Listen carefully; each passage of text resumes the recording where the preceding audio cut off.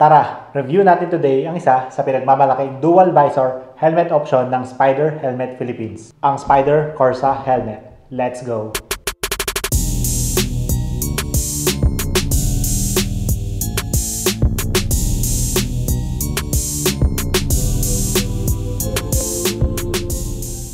Magandang araw, ako po si Jex at welcome po sa Mooncycle. At today, review natin ang isa sa pinakasikat at solid helmet option from Spyder Helmet Philippines, ang kanilang Corsa Helmet. Marami nagre-request sa atin ng review ng Spyder Helmets and isa sa pinaka-most requested review is itong Spyder Corsa V2. Makikita naman natin kung bakit marami nagre-request, no? Maraming bumibili nito, maraming gumagamit at maraming nagbabalak ding bumili. Kung makikita mo kasi yung kanyang itsura at kung paghawak mo siya, no, yung feels mo sa kanya, mabibigla ka sa kung ano yung price offer ng Spyder helmets dito. So simulan na agad natin sa price, no? Starting price ng Spyder Corsa V2 is 4,100 to 4,300 pesos. Depende yun sa color options or sa visor options na binibigay sa atin ng Spyder. Kaya natin nasabi na sulit. Kasi pag hawak mo talaga yung helmet, iba yung feels niya eh. Tapos yung specs niya, updated na din. Mamaya di-discuss natin yan. Pero by the looks nung helmet pa lang, goods na yun, no? Kung naghahanap ka ng helmet upgrade mo na pasok sa presyo, na swak sa budget mo, gagamitin mo pang long ride, pang touring, pang mga mabilisang ride,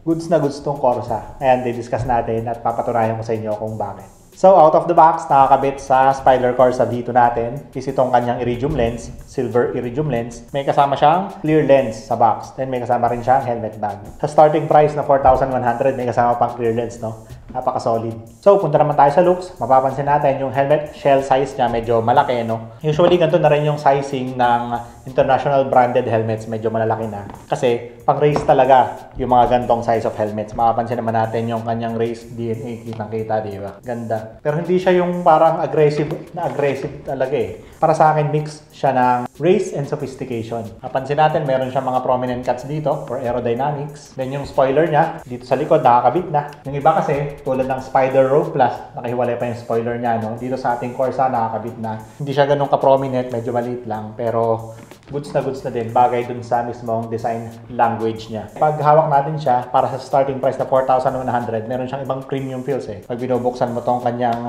air inlets, dito, sa baba, sa taas, you know, ang smooth. Dito rin, bubuksan natin yung visor.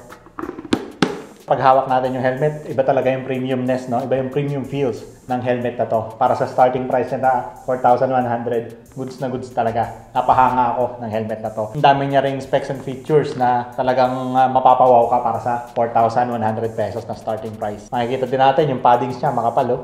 Solid.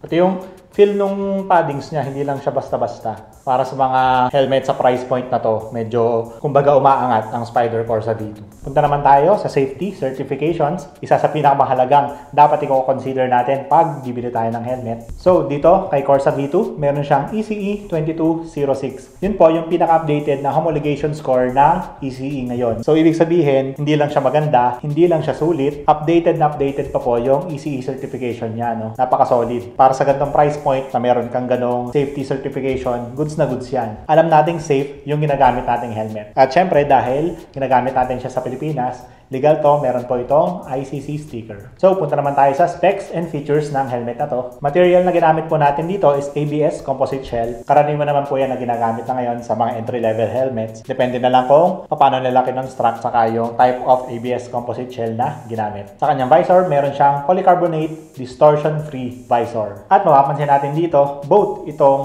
iridium lens na nakakabit and yung kanyang free na clear lens is Pinlock 70 ready na. Napaka-solid, no? So, Pinlock, again, nilalagay natin yan sa mga lens para maiwasan mag-fog yung mga lens natin. Pag maulan or malamig yung panahon, hindi nagpapantay yung temperatura ng outside climate sa loob ng helmet natin, no? So, iwas fogging pag meron tayong Pinlock 70. Hindi pa siya kasama sa box, pero at least, Pinlock ready na yung mga lens natin. Goods na goods. Dito, meron siyang air inlet, again, dito sa baba at dito sa taas.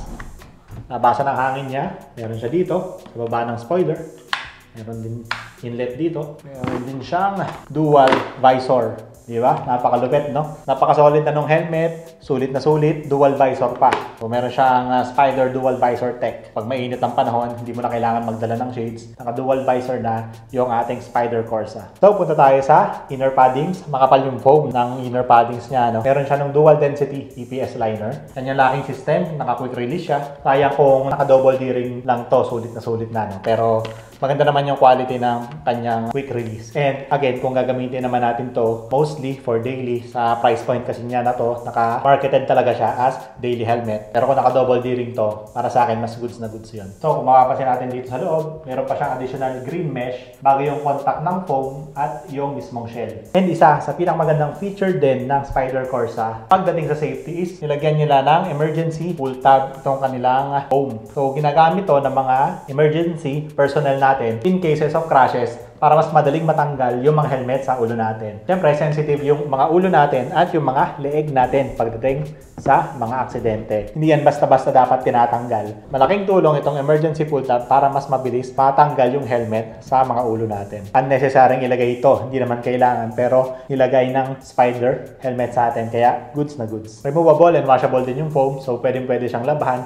pag medyo namamaho na at amoy pawis ng ating mga foams, no? Intercom, ready na rin itong ating Spider Corsa. Mapapansin natin, meron siyang mga slots for intercom speakers. So, updated na talaga yung specs and features ng helmet na to, no? For Spider, isa na rin talaga to sa pinagmamalaki nila. Almost flagship level helmet na rin talaga itong kanilang Spider Corsa sa napakababang halaga na 4,100 pesos. Punta naman tayo sa size and weight. According to Spider, sa size large, meron siyang 1,550 grams. So, 1,550 is around average naman yan sa mga lumalabas na helmets ngayon, no? Again, meron mga mas magagaan. Siyempre, may mga carbon helmets tayo. Pero considering na ang Spider Corsa natin is made of ABS composite shell, dual visor din siya, makapal yung paddings, and medyo malaki yung shell, goods na rin na 1,550 grams lang yung kanyang weight. Magaan na rin yan, manageable na rin yan. And pag hawak naman natin yung helmet, okay naman siya. Kasi yung ibang helmet talagang hawak pa lang natin, alam natin mabigat na, no? And dahil nga malaki yung helmet, yung weight distribution niya for 1,550 grams, okay yan. And makakatulong din sigurado yung kapal ng paddings niya para yung weight ng helmet nakakapit dito sa mga pisngi natin, hindi dito sa ibabaw ng ulo natin. Kanya nga palang dual visor, narito sa gilid. Dati gusto ko yung narito, mas mabilis kong nahanap, pero nakasanayan na rin natin yung dito. Mas malapit na rin sa control ng intercom pag naglagay tayo ng intercom dito. Kung sanay ka nga lang ng intercom mo ay dito mismo nakalagay, a-adjust ka lang talaga dito sa may likod, sa mas likod, or dito sa mas unahan. Yon, para mas makita nyo yung itsura ng Spider Corsa helmet pag nakasuot na. Try natin i-fit yung helmet. So yun, tara, fit natin yung helmet. At mas maganda pa, nag-helmet tayo at ride, gumamit tayo ng Balaclava. So gamit natin ngayon is itong Dry Plus Premium Balaclava. Bango, solid. Tip lang, pag magsusuot tayo ng helmet, hamakan natin doon sa dalawang strap. Para hindi sumama yung strap papasok ng ulo natin. Ito po is size large. Yun o. Parang sakto lang din naman yung size large sa atin. Maganda yung fitting niya. Hindi siya masakit dito sa upper part ng ulo ko. Dito sa may sentido. Hindi rin siya sobrang sikip dito sa pisngi ko. Sakto-sakto lang. Yung shape kasi nung helmet is intermediate oval. Sakto-sakto sa ulo natin, mga Asian. Okay siya, maganda yung fitting. Nung hawak natin, pag titingnan natin, malaki yung helmet. Pero pag suot na natin, sakto na. Field of vision niya, okay naman. Goods na goods. Hindi naman ako bothered. Medyo nakikita ko lang tong top part. Pero pag nagmamotor na tayo, okay na yan. Medyo malayo din yung bibig ko dito sa unahang part. So may breathing room tayo dito. Madali lang naman hanapin yung mga intakes. Ayan yung kanyang dual visor. Narito nga sa gilid. Madali namang i-activate. Another tip para sa pagsusot ng helmet, kung gusto natin makita kung luag or sikip yung helmet, try lang natin ipasok yung daliri natin dito sa taas. Dapat hindi natin ipapasok yung dalawang daliri natin. Ibig sabihin, sakto lang yung helmet. So pag masikip naman, medyo may pressure point siya dito sa sentido natin. Medyo masakit. Magwa one size up tayo nun. Front view. Side view.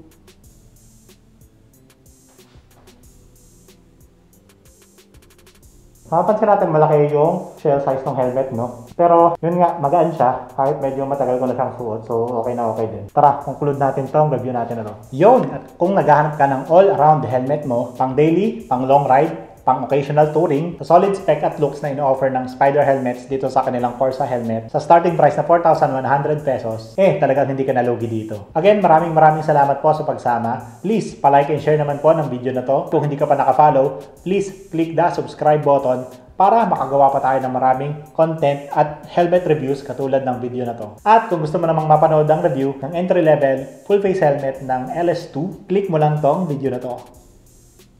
Yes sir!